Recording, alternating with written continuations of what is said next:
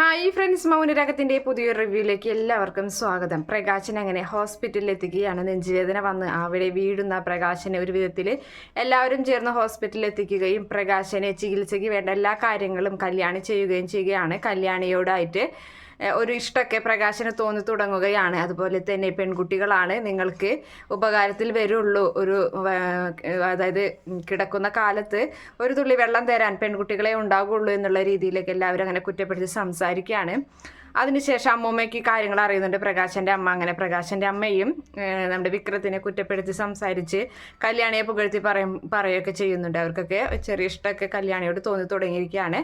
അതിനുശേഷം പ്രകാശൻ്റെ അസുഖമൊക്കെ ഏകദേശം മാറി തുടങ്ങിയതിന് ശേഷം വിക്രത്തിനെ കാണാൻ വേണ്ടി ജയിലിലേക്ക് പോവുകയാണ്.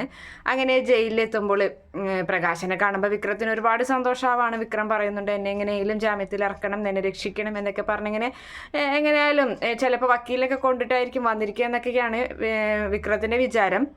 അങ്ങനെ പ്രകാശനെ കാണുമ്പോൾ അച്ഛനോടായിട്ട് ഇങ്ങനെ പറയുകയാണ്, അച്ഛ എന്നൊക്കെ പറഞ്ഞ് വലിയ സന്തോഷത്തിൽ സംസാരിക്കാൻ ശ്രമിക്കുമ്പോൾ പ്രകാശൻ പൊട്ടിത്തെറിക്കുകയാണ് ചെയ്യുന്നത് വിക്രത്തിനോട് പറയുന്നുണ്ട്, നീ എന്നെ അച്ഛ എന്നൊന്നും വിളിക്കേണ്ട, ഇനി നമ്മൾ അച്ഛൻ മകൻ ബന്ധമൊന്നും ഇവിടെ ഇല്ല, ഇനി എല്ലാതും ഇതൊക്കെ അവസാനിച്ചു. ഇത്രയും നാളും എൻ്റെ ധാരണകളൊക്കെ തെറ്റായിരുന്നു, നീ എന്നെ നോക്കുമെന്നും നീ ഒരു രാജകുമാരനെ പോലെ നിന്നെ വളർത്തണമെന്നൊക്കെയായിരുന്നു എൻ്റെ ആഗ്രഹം. പക്ഷേ എല്ലാ ധാരണയും തെറ്റായിരുന്നു.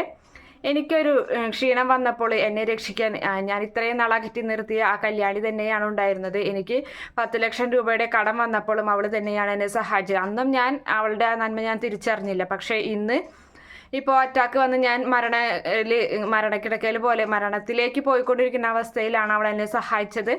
അതുകൊണ്ട് ഏത് പ്രാവശ്യവും അവൾ തന്നെയാണ്. നിന്നെക്കൊണ്ട് എനിക്ക് ഒരു ഉപകാരം ഈ ജീവിതത്തിൽ ഉണ്ടായിട്ടില്ല. ഞാൻ നിനക്ക് വേണ്ടി മാത്രമാണ് ജീവിച്ചത്. പെൺമക്കളെയൊക്കെ തള്ളിക്കളഞ്ഞതും പ്രത്യേകിച്ച് കല്യാണിയെ തള്ളിക്കളഞ്ഞതൊക്കെ നിനക്ക് വേണ്ടിയാണ്. നീ എന്നെ സംരക്ഷിക്കുമെന്നുള്ളതൊക്കെ വിചാരിച്ചിട്ട് എന്തായാലും എനിക്കൊരു കാര്യം മനസ്സിലായി, ഈ കാലഘട്ടത്തിൽ ആൺകുട്ടി പെൺകുട്ടി എന്നൊരു വേർതിരിവൊന്നുമില്ല.